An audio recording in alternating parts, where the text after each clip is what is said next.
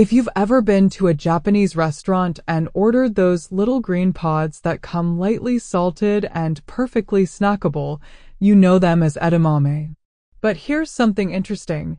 Edamame actually has another name, and depending on where you are, people might not even call it edamame at all.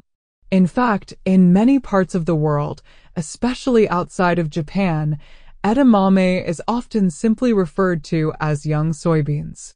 That's really what it is, soybeans harvested while they're still green, tender, and packed with that slightly nutty, buttery taste we all love.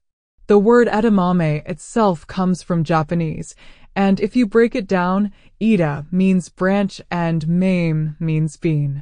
Literally, it means beans on a branch, which makes sense because traditionally, the pods were sold still attached to the stems. It's kind of a poetic name when you think about it, highlighting not just the food itself, but the way it was presented and enjoyed.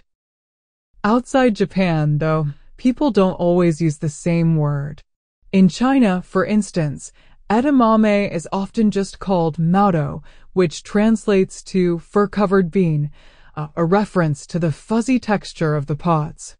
In other countries, especially in the West, menus or food packages might label it as green soybeans, which sounds a little less exciting, but still tells you exactly what it is.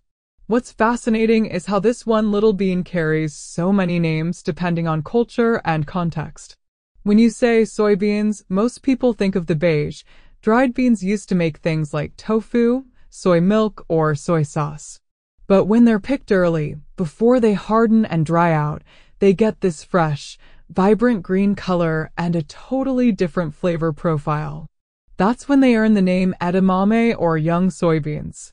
So in a way, it's not a completely different plant, but just a different stage of the same plant's life. The name also influences how people perceive it. Call it soybeans, and it sounds like an ingredient for processing. Call it edamame, and suddenly it feels like a fun appetizer, a trendy snack, or a healthy side dish. That's why in many restaurants, especially Japanese or fusion spots, they stick with the word edamame. It carries a kind of charm and authenticity. But if you're at the grocery store, don't be surprised if the bag says green soybeans. It's the same thing, just under another name. So the next time you're enjoying edamame, remember, you could also call them young soybeans or even mado if you want to impress someone with a bit of trivia. Whatever the name, the taste, the health benefits, and the joy of popping them out of the pod stay exactly the same.